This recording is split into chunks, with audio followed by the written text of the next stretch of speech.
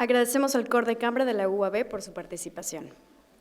Ara, de la mà del periodista David Jiménez, tindrem l'oportunitat de conèixer els secrets d'una professió que, malgrat estar contínuament exposada, és en gran part desconeguda.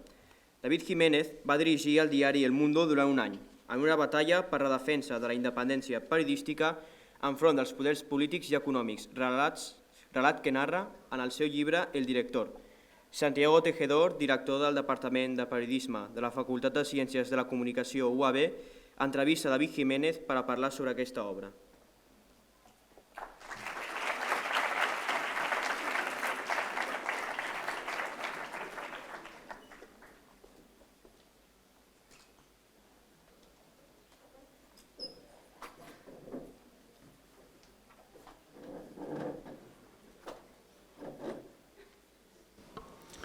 ¿Qué tal?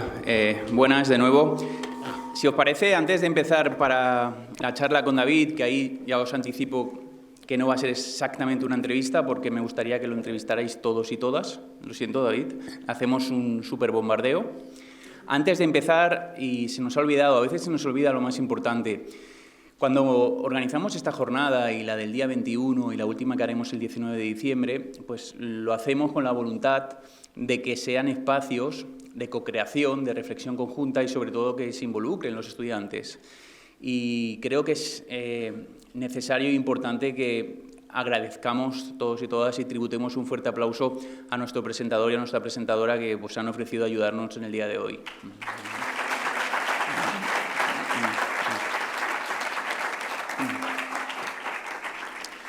Muchas gracias a los dos, de verdad. No sé si impacta hablar desde el atril a un auditorio tan amplio, pero es un ejercicio también para entrenarse. Entonces, lo que vamos a hacer ahora, si os parece, es charlar con David Jiménez. Quien quiera en cualquier momento, por favor, que pida la palabra y que participe. Sí que es cierto que en las sesiones anteriores ha habido poca dinamización en este sentido y nos gustaría, ¿no?, encontrar la manera de potenciarlo. David, como sabéis, ha escrito, entre otros, el libro El Director, que es el que un poco hemos escogido para articular la conversación de hoy, porque es el libro que toca de manera directa, contundente, con el tema de la jornada, los desafíos éticos del periodismo. Pero bueno, acaba de presentar, antes de verano, este otro libro, que es más una non-fiction novel, es una propuesta novelada, pero basada en hechos reales, que os recomiendo también. Es un libro muy interesante para ver de cerca los entresijos de este particular oficio. En el del Director, como su nombre indica, pues reflexiona sobre lo que ha sido ese trabajo al frente del diario El Mundo, un trabajo breve pero intenso. Y en el del corresponsal, yo creo que también, ahora él nos lo dirá. Le pregunté una vez si él era el de la portada, ¿verdad que se parece? Dice que no, yo sigo pensando que sí es él. El de atrás, el de la contraportada.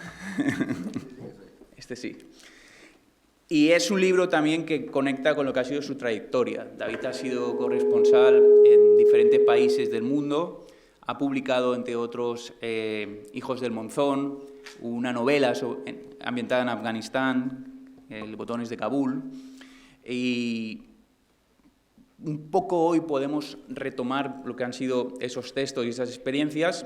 Yo conozco 3 personas que han entrado a Corea del Norte, una de ellas es David Jiménez, el cual no puede volver, lo están esperando literalmente, y a lo largo de su trabajo como periodista, pues se ha enfrentado a muchas situaciones donde esa palabra, la ética, que hoy hemos mencionado tanto, pues le ha hecho plantearse muchas cosas. Sí que es cierto, y lo hablábamos esta mañana, que el libro del Director genera un punto de inflexión. Es más, David, en primer lugar, bienvenido a tu casa. Es un gusto que estés con nosotros y te seguiremos pidiendo ayuda en esta aventura, ¿no?, de formar a los futuros periodistas. Vas a estar aquí toda la semana, ¿no? Sí, estaré por Barcelona toda la semana. Siempre es un enorme placer venir aquí. Una anécdota es que la universidad, o sea, la Facultad de Periodismo y yo cumplimos a la vez prácticamente. Somos los 2 del 71. Aquí he desvelado lo mayor que soy. Y bueno, es un enorme placer. Aquí me siento como en casa. y además rodeado de estudiantes que muy pronto yo espero que estén defendiendo la verdad y la ética de esta profesión, que es verdad que está castigada y maltrecha, pero que yo sigo pensando que es quizá, hay gente que dice la más bella del mundo. Bueno, la más bella del mundo probablemente no, porque tiene partes un poco antipáticas, pero yo sí creo que es de las más importantes. Y además, cuando digo esto, creo que es muy importante recordar vuestro papel, cómo de clave va a ser para la defensa de la democracia y de los derechos humanos, porque ahora a veces escuchas a gente que te dice, bueno, el periodismo no sirve o no importa. No es verdad. Creo que en este momento donde estamos viendo cómo las herramientas de manipulación de la opinión pública son las más poderosas que ha habido en la historia, tener a gente como vosotros enfrente defendiendo la verdad, contrarrestando la desinformación, es fundamental. Sois los futuros soldados de esos principios de la ética del periodismo, y creo que es fundamental que estéis del lado de los que quieren contar la verdad, porque enfrente tenemos cada vez a gente más importante, más poderosa, intentando obstaculizar nuestro trabajo, ¿no? Entonces, bueno, yo lo primero, aparte de dar las gracias a la universidad, a Santi, a todos vosotros por estar aquí, es reivindicar ese papel fundamental que vais a tener en el futuro, y estoy convencido de que lo vais a hacer estupendamente. Muchas gracias, David. El libro El director alude a esa serie de encuentros y desencuentros con el oficio periodístico cuando se te pide, literalmente, tú estabas en Estados Unidos, que vengas a Madrid para dirigir el diario El Mundo. Pero antes, llevabas ya unos cuantos años como enviado especial corresponsal en la región Asia-Pacífico. ¿Cómo empieza esa historia? O sea, el David, redactor del Mundo que viaja a Asia, ¿cómo se inicia ese camino? Pues la verdad es que se inicia de una manera bastante surrealista, porque yo trabajaba en la redacción del Mundo como becario y estaba iniciando la profesión, y era un poco rebelde, ¿no? Contestaba a los jefes, de hecho me amenazaron con darme un parte. Ya había en mí un poco un espíritu un poco batallador, ¿no? Y había un jefe que cuando yo le molestaba suficiente, me enviaba a la sala de teletipos, que era una sala donde había unas máquinas que escupían las noticias. No estamos hablando de ahora que te metes en el móvil y tienes las noticias, ¿no? Y esas máquinas hacían mucho ruido y era una sala en la cual me enviaban a recoger las noticias, ¿no? Que luego se acumulaban en montoncitos y tú las repartías. Pues a internacional, las crisis internacionales, a nacional, la política nacional y demás. Y entonces me enviaban allí y era una sala muy pequeñita, pero que tenía un gran mapa del mundo y portadas del periódico con sus enviados especiales a la guerra de Irak y demás, ¿no?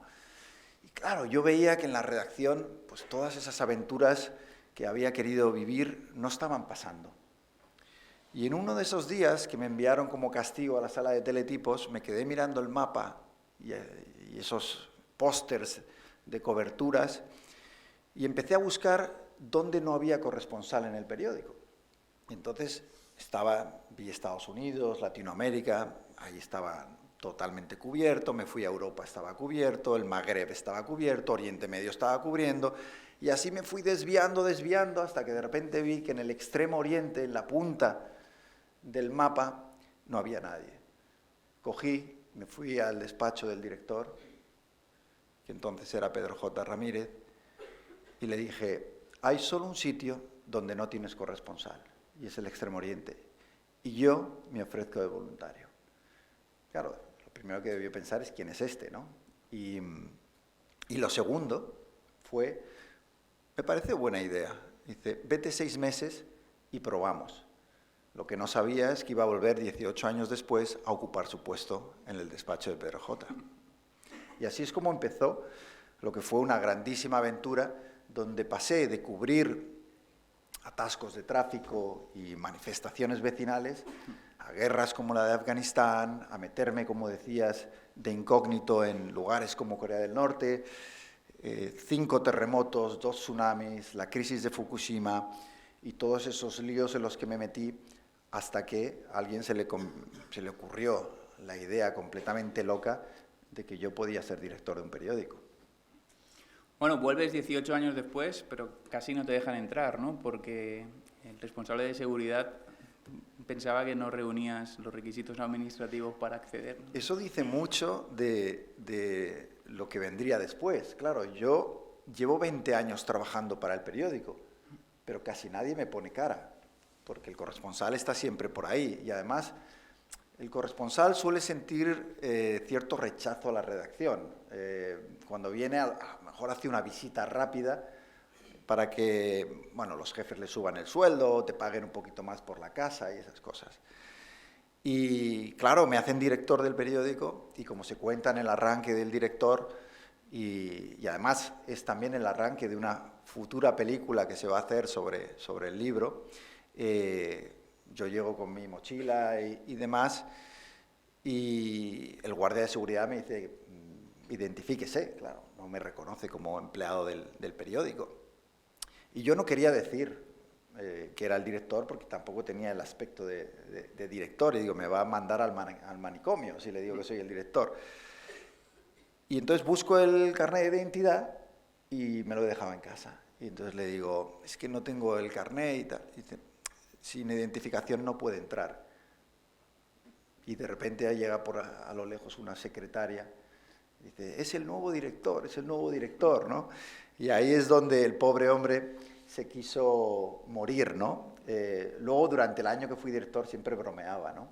Y cuando el último día me despidieron del periódico, la broma que le hice es, ahora podían impedirme salir, ¿no? Ya que me impidieron salir al principio, pero no, me dejaron salir, es más, me empujaron amablemente a salir.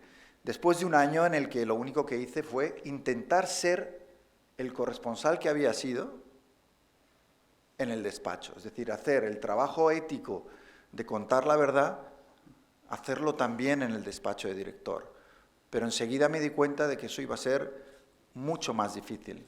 Por eso hay veces que la gente cree que lo digo en broma, pero lo digo muy en serio, cuando digo que yo estaba más a gusto en Afganistán, cubriendo el conflicto y asumiendo riesgos importantes, más a gusto que cuando estaba de director, donde no sabías de dónde te venían las balas, donde todo el mundo te sonreía y te decía lo bueno que eras mientras te apuñalaban por la espalda, y donde tenía a los políticos, a los empresarios y a los propios directivos de mi empresa intentando que no hiciera mi trabajo. Y ahí es donde se inició pues una lucha que es un poco como, yo digo siempre, ¿no? Es salir de la trinchera del reporterismo y meterte en la trinchera de la responsabilidad y del periodismo cuando lo haces en tu casa, ¿no? Yo jamás me imaginé, después de haber visto cómo en Corea del Norte me vetaban, cómo en China me detenían y me vetaban también, en Birmania mataban al lado de donde yo estaba a un compañero, ver a tantos colegas en esos países jugarse la vida, arriesgar la cárcel por contar la verdad. Yo nunca me imaginé que yo tendría que defender la libertad de prensa en un país europeo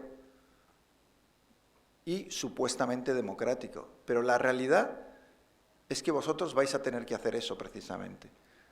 Es verdad que nunca vais a encontraros con lo que está ocurriendo en México. Antes hemos visto las cifras donde el riesgo es que te maten. Pero en España hay un riesgo de que te despidan o de que tu carrera se vea truncada si defiendes la verdad y vas en contra de los poderes y del establishment. Y aún así es un riesgo que yo creo que podemos asumir, porque si tenemos gente en todos esos países jugándose la vida por contar la verdad, ¿cómo no vamos nosotros a poner en riesgo un puesto de trabajo, que es mucho menor riesgo del que ellos corren? Por eso siempre digo que escribir el director, cuando la gente me dice que fue valiente, yo digo, no fue valiente escribir el director, habría sido muy cobarde no hacerlo, no contar lo que ocurrió durante ese año, cuando hay tantos compañeros y algunos amigos, buenos amigos míos, que han pagado las consecuencias de la cárcel e incluso con su vida. Sí, lo que es cierto es que el libro explica algo que parece ser que todos sabíamos, pero que nadie había recogido de esta manera. Y algo que seguramente te ha hecho ganar apoyo y amistades y todo lo contrario. Sí, muchos amigos no me ha hecho, ¿no? Pero yo estoy convencido de que el periodismo, y vosotros que estáis ahora en esta posición, ¿no?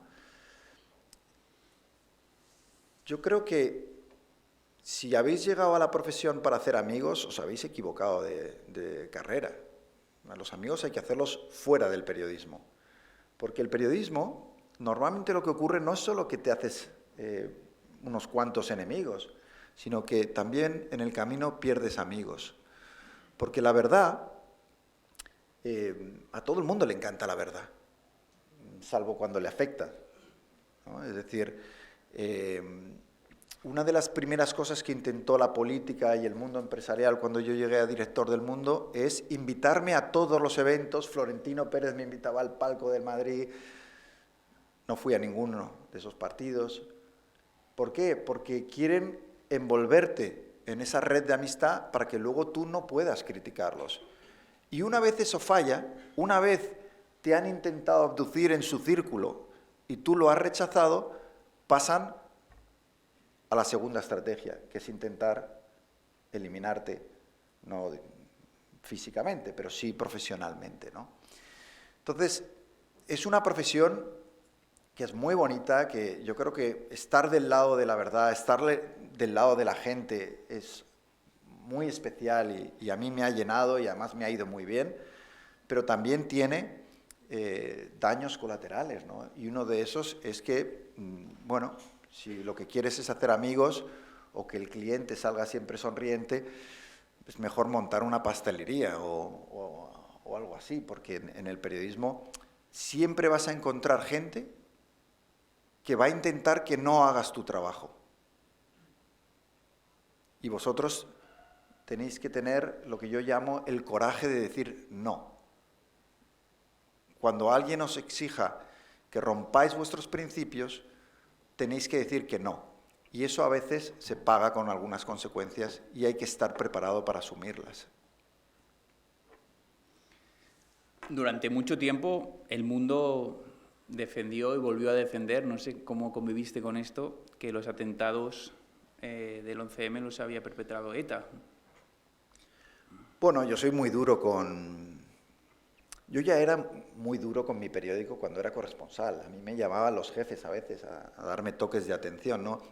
Ese becario rebelde que contestaba a los jefes, luego siguió siendo un poco rebelde, ¿no? Y creo que es bueno en el periodismo tener ese espíritu. Yo siempre había sido crítico dentro del periódico con cosas que no me gustaban, pero creo que el 11M fue probablemente la mayor manipulación informativa y la más grave que ha sufrido nuestro país, en la historia democrática por lo menos, ¿no? Y en el libro, con dolor, porque uno nunca quiere escribir contra su periódico, yo he sentido un vínculo emocional hacia ese periódico porque empecé de becario, trabajé 20 años, me jugué la vida informando a sus lectores. Para mí no es fácil criticar, pero creo que si no lo hacemos, si los periodistas no nos criticamos a nosotros mismos, si solo criticamos lo que hacen los demás, los políticos, los futbolistas, los empresarios, perdemos legitimidad, ¿no? Entonces, siempre he sido un convencido de que tenemos que hablar de lo que va mal en nuestro oficio. Y yo hablo en el libro de cómo se fraguó esa manipulación entre varios medios y me entristeció muchísimo y me sigue entristeciendo mucho que el Mundo participara de aquella manipulación. Sobre todo porque estábamos hablando de 200 víctimas, de gente que había perdido en un atentado atroz a personas queridas, ¿no? Y utilizar eso como se utilizó en España en la batalla política y en la batalla mediática, me pareció muy triste, ¿no? Y yo creo que dice mucho de tantas cosas que tenemos que cambiar. Y yo creo que la primera cosa que hay que cambiar es que los periodistas tenemos que alzarnos también contra los compañeros que no son éticos y no hacen lo que tienen que hacer. Porque si no, al final estamos todos en el mismo grupo y somos cómplices con nuestro silencio. Para mí, después de haber visto la corrupción que había en una parte de la prensa, las relaciones incestuosas entre el poder y los periodistas, la opción de no contar lo que había visto era la más cómoda, porque yo sabía que el libro me iba a traer problemas, y me trajo algunos. Pero es que la alternativa, por mucho que tuviera consecuencias, me parecía la única opción posible. Si yo me podía llamar a mí mismo periodista, era contando las cosas relevantes que tenía delante, ¿no? Entonces, eso era muy relevante. Yo cuento la anécdota de cuando recientemente, ya había salido el libro, ¿no? Fui a buscar mi título de periodista a la Complutense. Y, claro, la secretaria, cuando me presenté allí, me dijo, ya has tardado, ¿no? O sea, en venir a por el título, ¿no? Han pasado 20 y pico años. Y le dije, es que he estado ocupado tratando de ganármelo, el título, ¿no? Antes de venir a buscarlo. Y yo ahora veo ese título y yo quiero poder decir que soy periodista, ¿no? Y eso a veces ha requerido, como en el caso del director, contar cosas desagradables de mi oficio. También lo bueno que hay, porque yo creo que en el director y también en el corresponsal, que cuenta más la vida de los reporteros, son libros que cuentan el lado, digamos, oscuro de nuestra profesión, pero también lo maravilloso que puede ser cuando se hace bien. Y ahí es donde yo os pediría que en el futuro, cuando os encontréis esa encrucijada moral, que seguro que la vais a encontrar, escojáis el lado bueno, porque muchas veces, y lo vemos todos los días, en las teles y demás, vemos a manipuladores, a gente que sentimos vergüenza muchas veces de que se pongan en el mismo club que nosotros de periodistas, ¿no?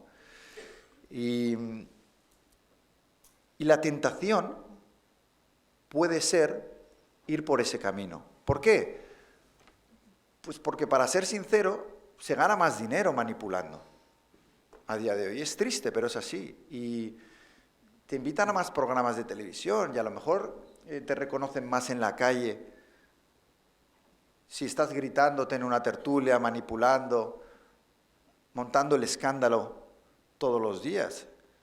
Hay un camino más largo, que es hacer las cosas bien, que a lo mejor vas a tardar más en llegar, pero yo creo que es el adecuado, y además estoy convencido de que también en ese camino se puede llegar al éxito profesional, pero es más difícil, es un camino más difícil, es mucho más fácil siempre manipular y mentir, porque para contar la verdad hay que investigar, hay que contrastar, hay que verificar. Lleva mucho más tiempo contar la verdad que contar una mentira.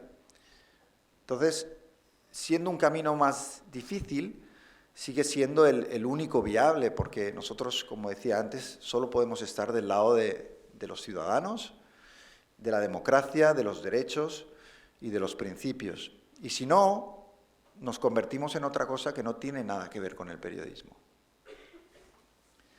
Bueno, vamos a hacer aquí un primer punto de inflexión. No sé si alguien quiere hacer alguna pregunta o aprovechar para comentarle algo a David, alguna inquietud. ¿Nada? Tenemos aquí una compañera que quiere preguntar, allí también hay un compañero. Perfecto, muchas gracias. Y aquí también, genial, así lo hacemos más dinámico y también podéis plantearle vuestras inquietudes. Adelante, si podéis decir vuestro nombre y el curso en el que estáis, para que David lo sitúe. Hola, yo soy Martina y hago primero de periodismo. Entonces, mi pregunta es, después de estar 18 años de corresponsal, ¿qué te lleva a volver? ¿Por qué aceptar ser director de un periódico? Gracias, Martina, es buena pregunta, ¿no? O sea, por una parte, ¿cómo se les ocurrió a ellos nombrarme a mí de director ya es una cosa que es difícil de entender, porque un reportero normalmente no es escogido para ese puesto, suelen escoger gente que se ha movido en la política, que sabe moverse en los despachos, ¿no? Y luego la pregunta que tú haces, que también es muy importante, es por qué digo que sí, ¿no? Después de 18 años. Yo creo que el mejor trabajo que existe en el periodismo es el de corresponsal. Tienes a los jefes a miles de kilómetros de distancia, o sea, ya eso es una ventaja buenísima. Viajas, conoces a gente fascinante, vives aventuras. Bueno, para mí era el mejor trabajo del mundo. Pero en un momento dado, los dueños del periódico, yo entonces había tomado un año de descanso de la corresponsalía y estaba haciendo una beca Nieman en la Universidad de Harvard. Y se cogen un avión y se presentan allí y me dicen, la situación del periódico es crítica. Económicamente, moralmente, después del 11M, es verdad que el periódico, que antes también tenía sus defectos, pero era un periódico que criticaba a la derecha, a la izquierda, que había denunciado la corrupción, pero se desvía del camino y empieza a ser un periódico cada vez más políticamente intencionado, menos riguroso, capaz de manipular algo tan grave como un atentado terrorista, ¿no? Y me dicen, necesitamos una revolución, necesitamos un cambio radical, alguien con principios, que no esté contaminado, que quiera realmente cambiar las cosas. Y claro, lo cómodo para mí era, joder, con lo bien que vivo yo, o sea, sin jefes, sin despachos, pues mi idea era quedarme luego, me habían ofrecido quedarme de corresponsal en Estados Unidos, bueno, me apetecía el plan, pero como decía antes, yo tenía un vínculo sentimental por el periódico en el que había empezado mi carrera, veía que se había desviado completamente de los principios que debía tener un periódico y se me ofrecía la oportunidad de cambiarlo.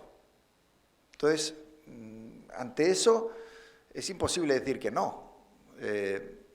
Me dije, claro, esto requería trasladar a mi familia a España después de 20 años, o sea, era un cambio drástico y luego yo sabía que había muchas posibilidades de que saliera mal. Pero si había una sola oportunidad de enderezar moralmente al periódico, de salvarlo en cierto modo, y esto es un poco ingenuo también, ¿no? Salvarlo, bueno, es difícil salvar a quien no quiere ser salvado, ¿no? Tienes a alguien ahogándose en el agua y de repente cuando llegas allí para salvarlo te dicen, no, pero si yo me estoy suicidando, no me salve usted, ¿no? Yo tuve un poco esa sensación a veces, ¿no? De que en realidad no había intención de salvarlo. Claro, lo que luego descubrí fue, porque yo les dije, bueno, yo hago esto si me prometéis, primero, que los principios que yo quiero establecer van a ser defendidos también por la empresa, si me vais a dar los medios para cambiar las cosas y me vais a dar una ventana de tiempo suficiente para cambiarlas, ¿no? Porque en 3 meses no lo vamos a conseguir. Sí, no, me prometieron todo. Y ya digo, en las primeras páginas del libro hay un momento en el que digo que uno no haría nada importante en la vida si no creyera de vez en cuando en las falsas promesas de otros hombres, ¿no? Evidentemente todo era una farsa. Llegué al periódico y a la semana de llegar, el presidente de la empresa me dijo que había recibido una llamada de Moncloa y que estaban muy molestos con la persona del periódico que cubría al Partido Popular.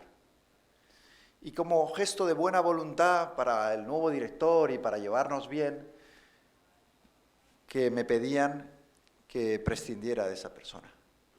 Esto a la semana de llegar. Claro, yo digo, pero vamos a ver, y todo lo que hemos hablado en Estados Unidos, y los principios, y todo lo que íbamos a hacer, de repente se derrumba delante mío, ¿no? Y veo que esto me lo está pidiendo no directamente Moncloa, sino el presidente de mi empresa a través de Moncloa.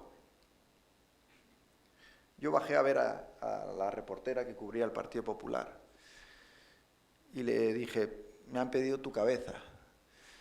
Y le dije, el día que dejes de cabrear al gobierno, se la voy a entregar. Pero mientras cabrees a los políticos y al poder, tienes garantizado tu puesto. Y de hecho, cuando yo salí del periódico ya seguía siendo la persona que cubría el Partido Popular. Ya no lo es. Entonces, bueno, las falsas promesas contribuyeron a que aceptara ese puesto.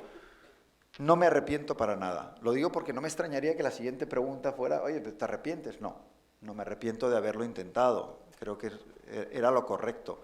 ¿Salió mal? Sí, pero lo intentamos. ¿Cometí yo errores? Muchos también, ¿eh? Tampoco quiero decir, no, todo fue culpa de esos directivos, esos políticos y esos empresarios que presionaban. No hicieron mi vida demasiado fácil, pero es verdad que yo, por falta de experiencia, que era un reportero que había viajado solo y en la gestión de los equipos no estaba capacitado en ese momento, pues también cometí muchos errores, ¿no? Por eso siempre digo que el día que llegué y el guardia no me dejó entrar, probablemente tenía razón en no dejarme entrar, no estaba preparado para ser director del Mundo, pero el día que salí me debían de haber parado en la puerta y no dejarme marchar, porque después de un año de conspiraciones, intrigas y peleas, creo que sí, estaba ya preparado para ser director de un periódico.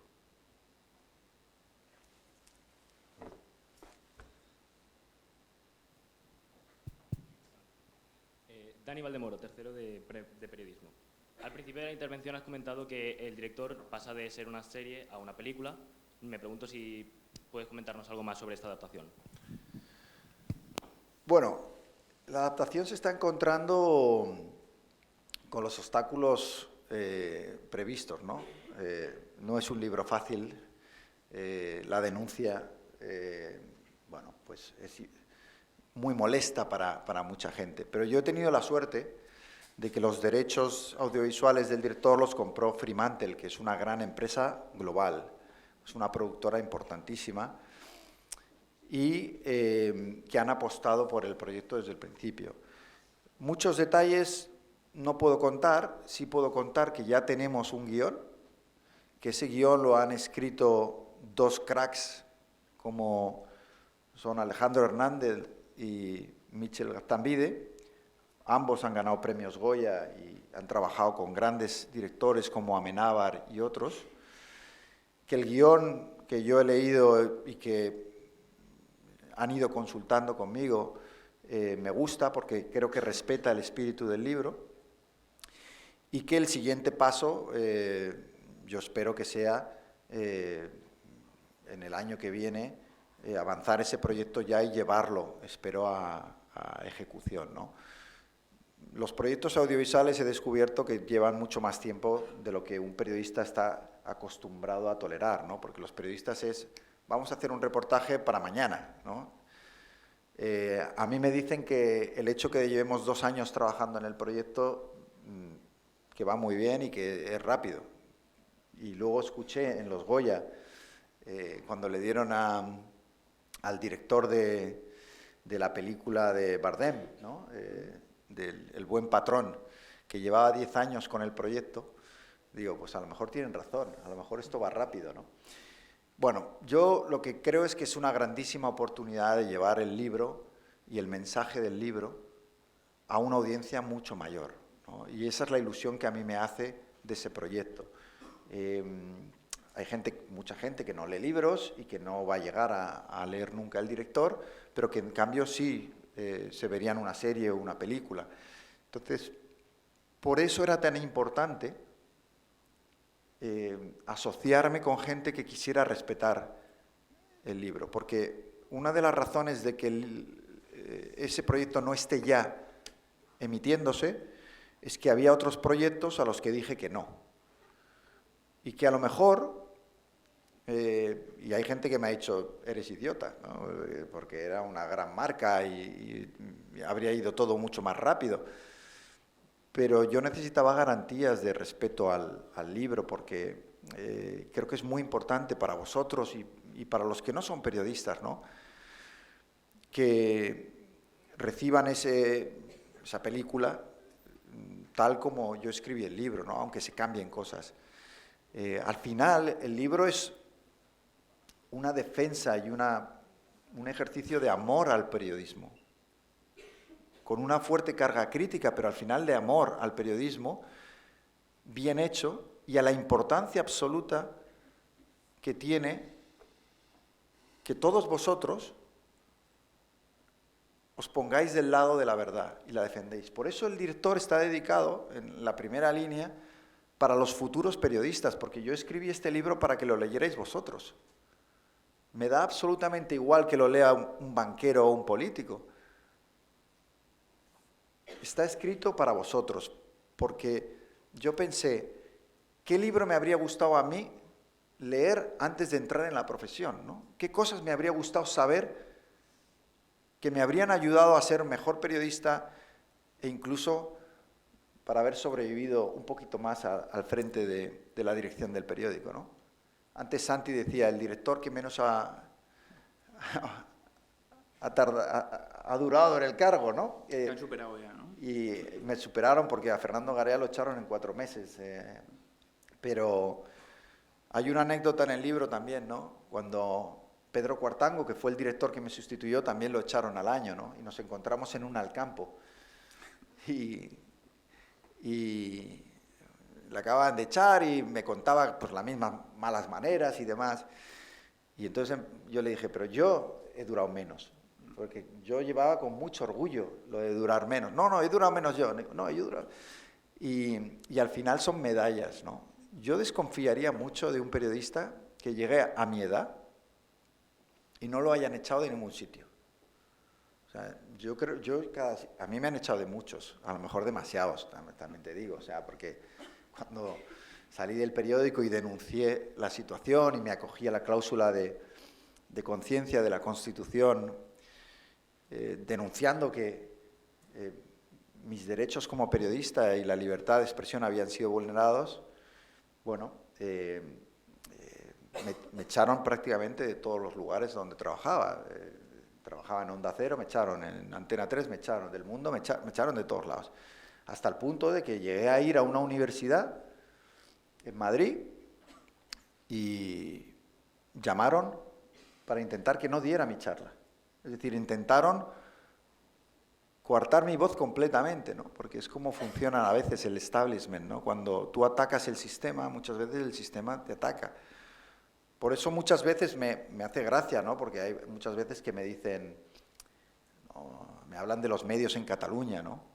Y lo mal que están, y digo, seguro, tienen problemas los medios en Cataluña y muchos de los medios de Madrid, algunos de esos problemas también están en Cataluña.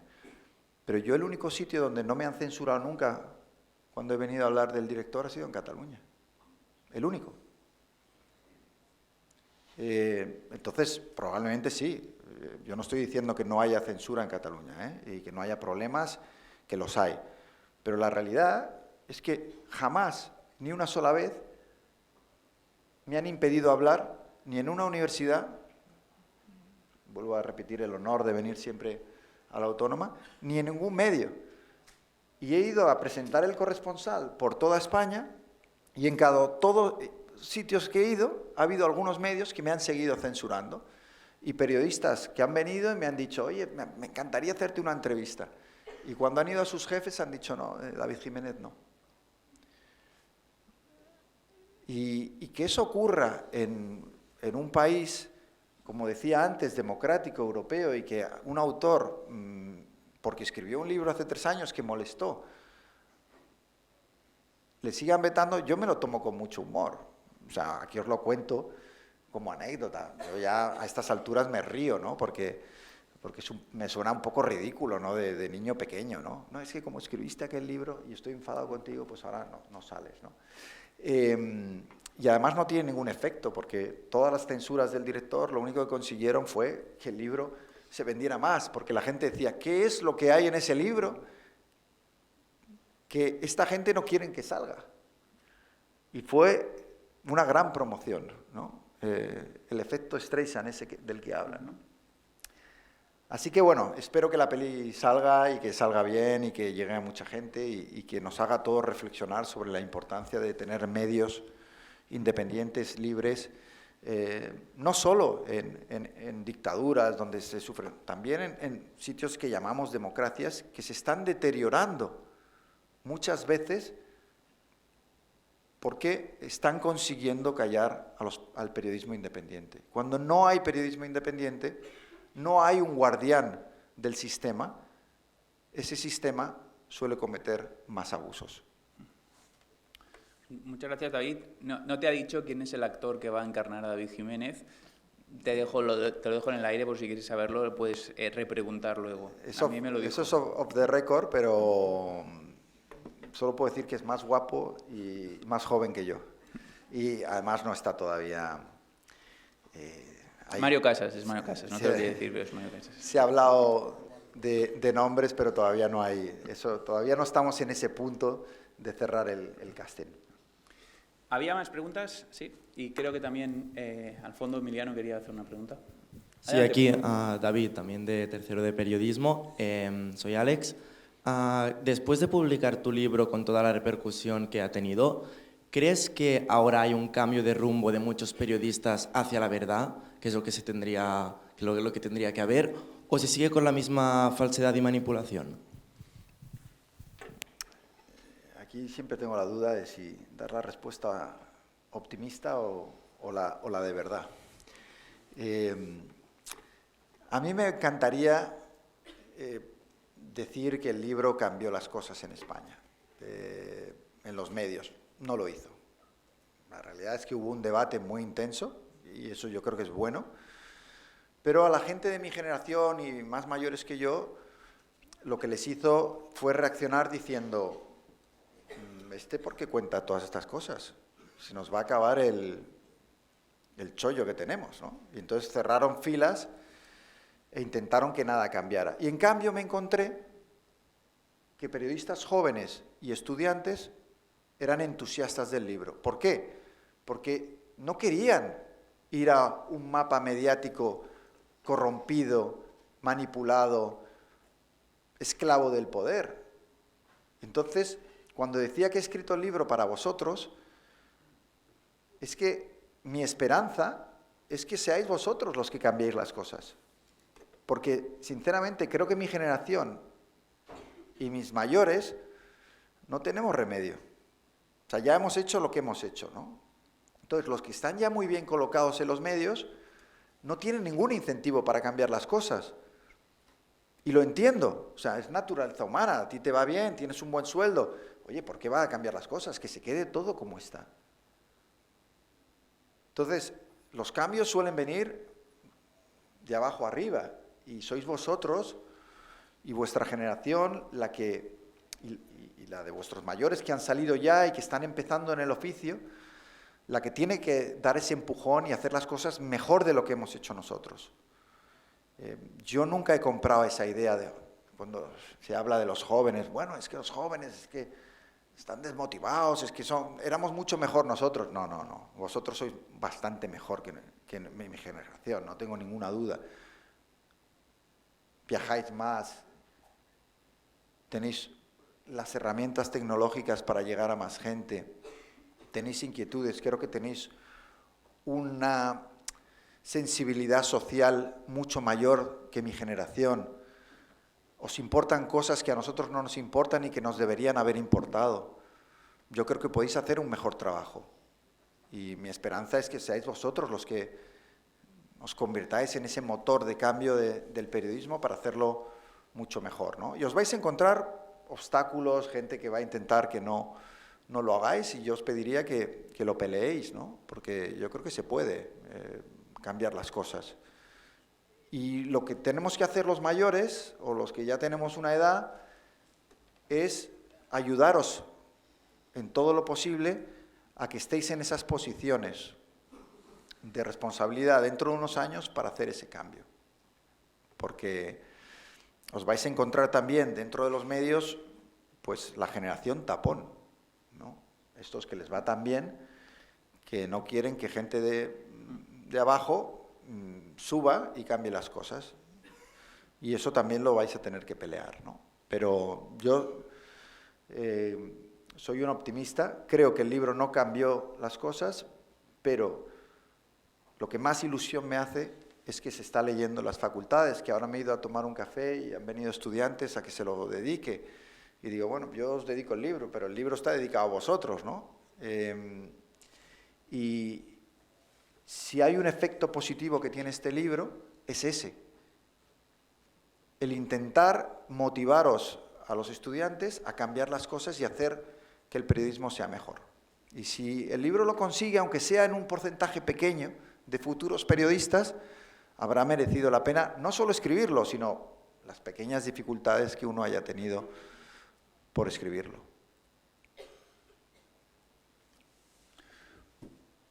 Emiliano, adelante. Hola. Muy buenas, David. Gracias. Más que una pregunta, es una inquietud. Hablaste sobre la verdad. ¿Podrías definir la palabra? Bueno, la verdad es que yo hoy estoy en la Universidad Autónoma de Barcelona y yo puedo, por ejemplo, ahora decir que aquí hay más de 100 personas, pongamos, ¿no? Y que tengo a Santi a mi lado. Eso es la verdad, son hechos.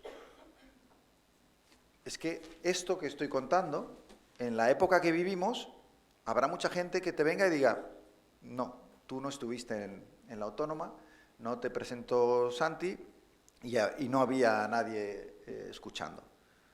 Ese es el grado de manipulación que estamos viviendo hoy, a través de políticos, de las redes sociales y demás. Es la invención de una realidad paralela que una parte importantísima de la audiencia se termina creyendo.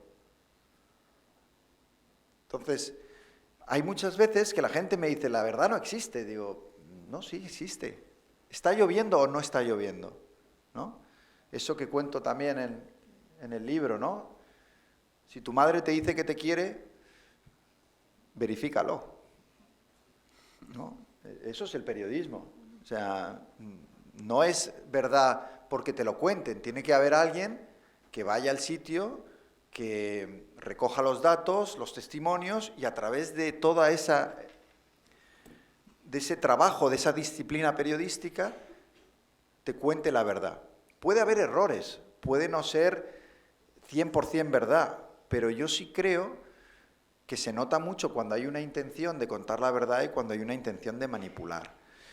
Y luego es verdad que hay una subjetividad, porque cuando yo me voy a hacer un reportaje y escojo entrevistar a una persona y no a otra, estoy, en cierto modo, siendo subjetivo. Pero yo siempre digo que el periodismo se escribe desde un folio en blanco. Tú tienes que ir a cubrir una noticia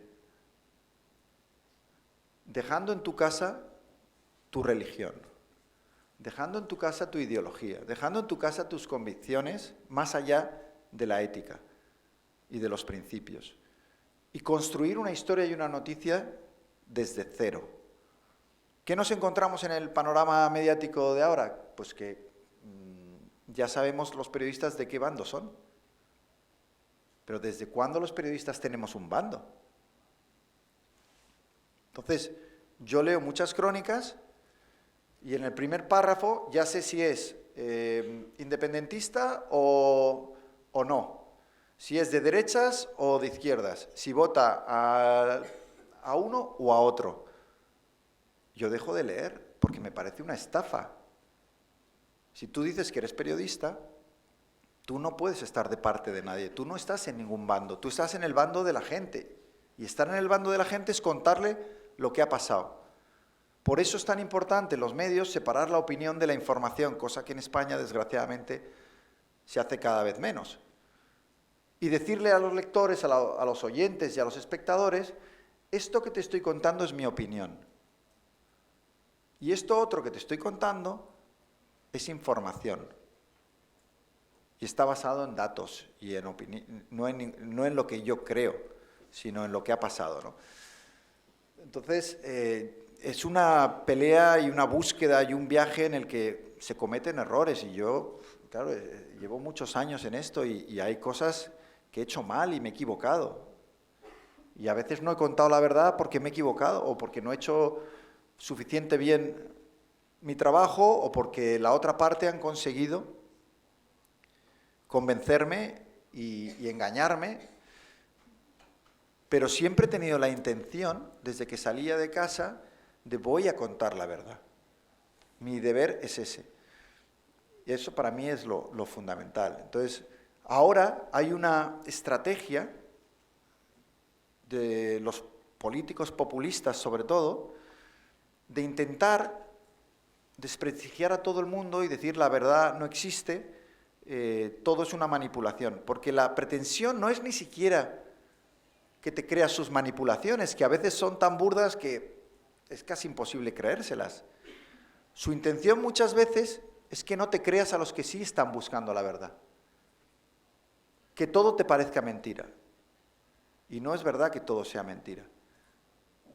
Entonces, yo sí que creo que hay una distinción y que nuestro trabajo como periodistas es buscar esa verdad y acercarnos todo lo que podamos, dentro de que no siempre se consigue. Bueno, es el gran desafío. También es cierto que cuando en España había un presentador de un informativo en prime time que acababa diciendo así son las cosas y así se las hemos contado, hostia, pues, había una cierta arrogancia. Sí, por cierto, yo lo eché como columnista del Mundo. Sí, hice mi trabajo. Ok. Muy bien. No sé si hay alguna pregunta más. Sí, adelante. Mientras me dejáis que haga un pequeño paréntesis y como David ha introducido el tema, en uno de sus libros, que para mí es uno de los mejores libros que yo he leído de viajes, que siempre recomiendo, se llama El lugar más feliz del mundo, tú hablas de un encuentro que tienes con pedrastas en una cárcel de Camboya y la dificultad como periodista de acercarte a ese ser humano. Leila Guerreiro tiene un libro que no ha escrito solo ella, que ha coordinado ella, que se llama Los malos, donde pues reconstruye la historia de asesinos, violadores, terroristas, y Leila dice que siempre hay un halo de luz, ¿no?, en cualquier persona. Lo digo porque no es fácil. No es Tú fácil. en esa cárcel tuviste que contar la historia de alguien que había perpetrado atrocidades. Yo en mis años de reportero, sobre todo, he entrevistado desde supuestos ángeles como el Dalai Lama a genocidas, ¿no? En Borneo entrevisté al líder de una milicia que tenía en el sótano del lugar donde estábamos más de 100 cadáveres y me invitaba a cenar amablemente, ¿no? Oye, un periodista extranjero, ¿no? Y tú estás prácticamente vomitando, ¿no? Y luego me he encontrado, como dices tú, con la dificultad de ir a entrevistar a personas que han cometido los crímenes más horrorosos, ¿no? Y hacia personas que tú sientes un rechazo visceral. Y tienes que ir allí y ver detrás de ese monstruo qué hay. Y hay siempre una persona, ¿no?, con los problemas que tenga. Yo recuerdo de esas entrevistas a pederastas en una cárcel en Camboya, a un francés, había un italiano, un francés, había de diferentes, ¿no? Y había un francés que me decía, yo he pedido que no me suelten. Mi sentencia son 20 años. Yo no quiero que sean 20 años. Yo quiero estar encerrado siempre. Porque soy un enfermo y porque fuera de estas celdas soy un peligro para los niños, ¿no? Entonces, claro, al final uno sentía una contradicción muy fuerte, ¿no? Por un lado, el desprecio absoluto a esos crímenes y a esas personas y por otro lado, el intentar también ver que detrás había una persona, ¿no? Yo creo que lo que he dicho de ir con un folio en blanco es fundamental, ¿no? Es decir, tienes que dejarte incluso esa repulsa atrás y describir la situación, ¿no? Y luego pensar que los lectores son maduros suficientes para llegar a sus propias conclusiones. A mí no me gusta en los reportajes, nunca me ha gustado, decirle al lector lo que tiene que sentir cuando lee. Y todos esos adjetivos, atroz, horroroso. No, tú describe los hechos, que el lector ya podrá interpretar perfectamente que son horrorosos cuando lo sean, ¿no? Pero esta idea, y esto me ha traído problemas alguna vez, de gente que no ha entendido por qué entrevistas a los malos, ¿no? Y te dicen, qué horror, darle voz a un asesino en serie o darle voz... Yo creo que es muy infantil pensar que la vida está hecha solo de personas buenas. Y si a mí mañana me dicen, oye, tienes la oportunidad de entrevistar a Putin, y dentro del desprecio que me produce esa persona que hoy está bombardeando objetivos civiles en Ucrania, yo iría, me cogería el primer avión para intentar entender qué hay detrás de alguien que invade un país de esa manera. Se anexiona 4 regiones y no tiene problema en matar a tantísima gente. Lo haría porque nosotros como periodistas tenemos que hacer entender a la gente la realidad. Y la realidad no es Disneylandia. Disneylandia existe, pero aparte de Disneylandia hay unos sitios donde pasan cosas terribles. Las tenemos que contar, y las tenemos que contar desde la perspectiva de los buenos y de los malos. Y luego, una cosa que a mí me ha pasado, cuanto más he viajado, menos buenos me han parecido los buenos y menos malos me han parecido los malos. Y entramos en ese terreno que es la bruma. Y en el lugar más feliz del mundo yo hablo de la bruma, que es la condición humana. Y creo que los periodistas tenemos que adentrarnos en esa bruma para intentar aclarar las cosas a gente que está a miles de kilómetros de distancia. Y eso requiere entrar muchas veces en contacto con la oscuridad, a veces con la luz, pero a veces con la oscuridad, para entender la realidad del mundo. Muchas gracias, David. Vamos a iniciar la última ronda de preguntas. Si puede levantar la mano, por favor, las personas que habían solicitado. ¿Una persona solo? 2, 3, 4. Perfecto. Y si os parece bien, después de esas 4 preguntas cerraríamos y pasaríamos ya a la última mesa. Y os informamos que por un tema logístico no acabaremos a las 3, acabaremos a las 2:30. ¿Ok? Sí, adelante. No sé si tenéis el micro ya. Sí. Hola David, Yanay de Tercero de Periodismo. A mí me gustaría saber, tú que has vivido desde el periodismo de barro, de ser corresponsal y becario y has llegado a liderar un periódico nacional muy grande, para ti, ¿qué es lo más difícil de contar la verdad hacia las otras personas? Yo creo que todos mentimos. Es una cosa que es parte de la condición humana. Es decir, viene tu amigo que se acaba de cortar el pelo, ¿no? Y se ha hecho una cresta así espectacular y viene todo ilusionado y te dice, ¿qué te parece mi nuevo corte de pelo, no?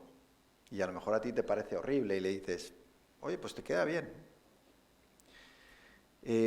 Eso vale para la vida personal, ¿no? Hay veces que mentimos para no hacer daño a otras personas. Y el periodismo tiene el inconveniente de que no puedes hacer eso y que a veces contar la verdad hace daño. Antes decía que ganas enemigos y pierdes amigos, ¿no? A mí me ha pasado, especialmente con el director, ¿no? Entonces yo en la balanza, cuando escribía al director, decía, vale, puedo escribir un libro que cabree solo a los que tiene que cabrear, o puedo escribir un libro brutalmente honesto que afecte también a gente a la que aprecio, pero que a lo mejor profesionalmente han hecho cosas que no debían. Y opté por eso porque me daba la sensación de que si no, estaba amputando la verdad y contando la historia a medias. Entonces yo creo que una de las cosas más difíciles es trabajar en una profesión donde haces algo que incomoda a los demás. Eso no es fácil. Yo creo que hay que tener la piel dura para hacerlo, ¿no? Cuando haces eso, uno de los grandes problemas y una de las cosas que a mí me ha costado más es cuando te equivocas. Nosotros nos equivocamos. Y precisamente porque nuestra profesión tiene un impacto en la gente, cuando tú te equivocas puedes hacer daño a gente que no se lo merecía. Y ahí es donde está uno de los grandes problemas y una de las cosas que hay que rectificar en nuestra profesión. Y es reparar el daño cuando nos equivocamos. Y eso lo hacemos fatal, ¿no? Y yo creo que tenemos que mejorar. Luego, a lo largo de mis años, pues ha sido duro, ¿no? Cuando eres reportero de guerra, ver muchas cosas que yo habría preferido no ver. Cuando tú cubres esa oscuridad de la que hablaba, ¿no? Pedrastas en Camboya, guerra en Afganistán, masacres aquí y allá, injusticia, es muy difícil que esa oscuridad no entre un poquito en ti. No me refiero tanto a que tú te vuelvas malo o que adoptes ese tipo de comportamientos. Me refiero más a que te va haciendo una persona más pesimista y que tu carácter puede cambiar y que te puedes sentir afectado y que tu capacidad para confiar en las personas, incluso las de tu entorno, que no están en la guerra, es cada vez más difícil. Y yo eso sí que lo he notado, ¿no? Entonces, en El Corresponsal hay un personaje, ¿no? Daniel Vinton, que es ese veterano que ya después de muchos años está desencantado y, bueno, lleva las heridas de todas las batallas, ¿no? Y dice una cosa que yo creo que nos pasa a todos los que hemos hecho esto, ¿no? Y dice, lo único que no le puedo perdonar al periodismo es que haya matado mi confianza en el ser humano, ¿no? Y es una batalla contra la que tienes que luchar, ¿no? El intentar no caer en la desesperanza, ¿no? De todo es malo y demás. Afortunadamente, a la vez que cubres todas esas cosas, te encuentras la luz, te encuentras gente heroica que en medio de la guerra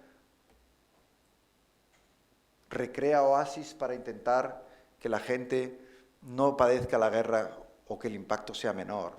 Te vas a un tsunami y encuentras a esta persona, me acuerdo en Japón, por ejemplo, ¿no? Esta chica que se subió a un poste para alertar a todo el mundo sabiendo que si hacía eso, ella iba a morir, ¿no? Y salvó a miles de personas con altavoces diciendo que venía el tsunami. Te encuentras a gente que hace trabajos increíbles, ¿no? Por mejorar sus comunidades. Te encuentras ese otro lado, y es lo que decía antes, es que la vida es eso, ¿no? Es oscuro, pero también es luz, ¿no? Y eso te devuelve muchas veces la fe en la condición humana.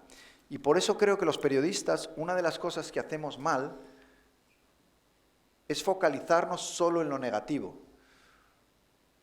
Hay veces que no puedes abrir un telediario, dices, pero ¿cómo puede ser que en 30 minutos no hayáis encontrado una sola noticia positiva en el mundo? Pandemia, guerra, ¿no? Y cuando ya les quedan 5 minutos, una anciana ha muerto en un incendio. Digo, algo bueno estará pasando en algún sitio. Y creo que deberíamos hacer un mayor esfuerzo por contar las dos, ¿no? El lado malo, que lo tiene la condición humana, pero también el lado muy bueno de mucha gente. Y ahí es donde yo hago autocrítica, porque como corresponsal creo que me detuve demasiado en lo oscuro. Y si hoy volviera a ser corresponsal, haría un esfuerzo mayor por contar también las muchas cosas buenas que están pasando. Ok, continuamos, creo que quedan 2 preguntas. David aludía a las noticias malas, no sé si se refiere a la actualidad deportiva del Barça también, luego acabaremos hablando de fútbol. Adelante. Hola, ¿Se me oye? Sí. ¿Sí? Soy Álvaro Marín, de primero de carrera de periodismo. Te quería preguntar, porque estábamos hablando durante toda la charla de los periodistas freelance y que tú has dicho que lo mejor es ser corresponsal, estar muy lejos de tu jefe, y también un poco del control que tienen sobre la información, sobre lo que se cuenta. ¿Crees que el periodismo de calidad ha desaparecido de las redacciones? No, no lo creo. Yo creo que sigue habiendo buenos periodistas. Lo que sí creo es que el mapa mediático actual hace que el trabajo de los buenos periodistas esté muchas veces ensombrecido por el trabajo de los ruidosos, el escándalo y la manipulación. Creo que en las redacciones sigue habiendo buenos periodistas, creo que hay medios que están intentando hacer un buen trabajo.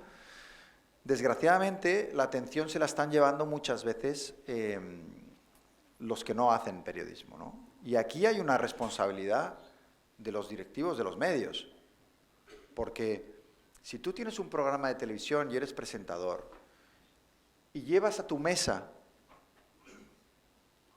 a gente que tú sabes que es manipuladora, que tiene medios sensacionalistas sin ningún rigor, tú estás promoviendo ese periodismo. De hecho, yo le echo mucho menos la culpa al manipulador en sí y me parece mucho más responsable el directivo o el presentador de ese programa que está promocionando ese tipo de periodismo. Cuando podía estar llevando a esos buenos periodistas que, como digo, sí que existen y que no tienen esa notoriedad. Y ahí es donde yo creo que hay que empujar un cambio muy grande, ¿no? De no todo vale por la audiencia, no todo vale por los clics. Nos debemos a unos principios. Y lo que me gustaría es que hubiera un mapa mediático que promocionara mucho más o que diera mucha más visibilidad al buen periodismo que sí hay. Y que muchas veces o no tiene visibilidad o ni siquiera tiene sitio en los medios, ¿no? Porque estamos en la pelea política, porque hay que publicar cosas sensacionalistas para coger audiencia, y entonces este reportaje de un freelance estupendo que no se ha hecho, no entra, no hay sitio. Eso es lo que me da pena. ¿Periodistas buenos? Hay. ¿Oportunidades para esos periodistas? Desgraciadamente son menores que para los malos periodistas. Ahí es donde tenemos que darle la vuelta. Creo que queda una última pregunta, si no me equivoco. Perdón, dos, compañero, i després acabamos contigo. Bernat, primer de periodisme. En algunes parts del seu llibre dona la seva opinió sobre assumptes polítics. Creu que en el periodisme és important l'ús del llenguatge neutral per tal de no posicionar-se i intentar investigar els dos costats del conflicte i narrar els fets? Bueno, creo que es fundamental, ¿no? Lo decía antes, nosotros no pertenecemos a un bando. O sea, nuestro bando es el que no se ve, el receptor de nuestra información, ese es nuestro bando. Yo en el libro cuento la anécdota de cómo el ministro del Interior del Partido Popular en el gobierno, Jorge Fernández, se acercó a mí en un momento en el que me estaban presionando y decían que, bueno, ¿cómo podía ser? Pues si el Mundo es un periódico de centro derecha y todos los días saca la corrupción del PP y tal, ¿no? Y el ministro me dijo una frase que no se me ha olvidado, ¿no? Y es, no son tiempos para la neutralidad, me dijo. Como diciéndome, vamos a ver, sí, la neutralidad es muy bonita y la independencia, pero ahora estamos en una batalla ideológica y lo que necesitamos es activistas y periodistas que estén de nuestro lado, ¿no? Y entonces él me dijo, dice, no entiendo por qué nos pegas todos los días en tu periódico, dice, si sois de los nuestros. Y ahí es donde corté y le dije, no, vamos a ver, nosotros somos de nuestros lectores y del público, no somos de ningún partido. Vamos a tratar al Partido Popular de la misma manera que al PSOE y que a Esquerra y que a cualquiera. Y cuando yo tenga un periodista que venga con una exclusiva de corrupción de un partido político, me va a dar igual qué partido político sea. Claro, él me miró como diciendo, este pobre va a durar poco. Y así fue. Pero, como decíamos, ¿no? O sea, mejor durar poco haciendo lo que tienes que hacer que haber durado 20 años, pero teniendo que sacrificar los principios básicos de nuestro oficio. Adelante, por favor. Pasamos a la última pregunta y cerramos. Dani Valdemoro, tercero de periodismo. Antes has comentado que los periodistas tienen que posicionarse del lado de la gente, pero ¿cómo un periodista puede posicionarse con la gente en una sociedad tan fragmentada como la que tenemos ahora? Eso es una grandísima pregunta, porque ahora ya no estamos sometidos a la presión solo de los políticos y de los empresarios, sino que estamos sometidos a la presión de una audiencia que nos exige que contemos lo que ellos quieren escuchar. Y por eso yo hablo mucho de la valentía de enfrentarse a tu propio lector, de contarle verdades incómodas a la gente que no quieren escuchar, porque estamos tan polarizados que solo queremos exponernos a las ideas que nos gustan, a las nuestras, y que nos las refuercen e irnos a casa diciendo, ¿ves? Mi medio de comunicación dice lo que yo pienso. Y yo me encontraba ese problema porque yo hacía una cosa cuando era director del Mundo. Me iba al kiosco de la esquina y había ahí un kiosquero, Pepe, que encantado, ¿no? Venían a comprar el periódico y decía, aquí está el director, ¿no? Y me presentaba a los lectores y tal. Y yo recuerdo mucho las broncas, entre comillas, muy amables, pero a broncas que me echaban los lectores. Decía, porque atacas a los nuestros. Y digo, yo no ataco a los nuestros, ataco a la corrupción. La hagan unos u otros, ¿no? Entonces yo recuerdo una portada que habíamos hecho y habíamos sacado a la alcaldesa de Madrid, Carmena, en portada. Y al día siguiente se nos dieron de baja no sé cuántos suscriptores. Y claro, te pone en una situación muy incómoda, porque por una parte dices, hay que ser idiota para pensar que la alcaldesa de una ciudad tan importante como Madrid no merece salir en la portada de un periódico, y hay que ser intolerante para no aceptar que políticos de otro signo salgan en los periódicos, ¿no? Pero por otra parte, te crea una presión en la cual dices, oye, que es que la gente se da de baja en estos tiempos de polarización. Y eso le está pasando al diario.es, le está pasando a muchos periódicos que viven de la suscripción y que cuando hacen una información que afecta, digamos, a lo que el lector considera los nuestros, pues reaccionan de esa manera, ¿no? Yo creo que la única solución es acostumbrar a ese público a verdades incómodas. Y a lo mejor a corto plazo vas a sufrir consecuencias negativas y hay gente que se va a enfadar. Pero creo que la alternativa es mucho peor y es que dejemos de hacer periodismo. Porque si tú lo único que quieres es contentar a los tuyos, entonces no estás haciendo periodismo, estás haciendo propaganda, relaciones públicas, comunicación. Oye, que todo es legítimo, pero no es periodismo. Tú tienes que atreverte a ir en contra de tus lectores. Y es, me parece ahora mismo, la censura más grande que hay en los medios españoles. No la que ejercen políticos y empresarios, que también, sino la que nos autoimponemos nosotros para no enfadar a nuestros lectores. Y es tóxica, es terrible y amputa nuestra capacidad para contar la verdad. Bueno, si os parece, lo vamos a terminar con un continuará y puntos suspensivos, porque creo que tanto David como el tema que ha abordado como facultad, y está con nosotros el decano, nos invita a un diálogo más prolongado. Muchas gracias, David. No sé si quieres darnos algún vaticinio del partido del domingo. Sabemos que has huido de Madrid por algún motivo durante toda la semana.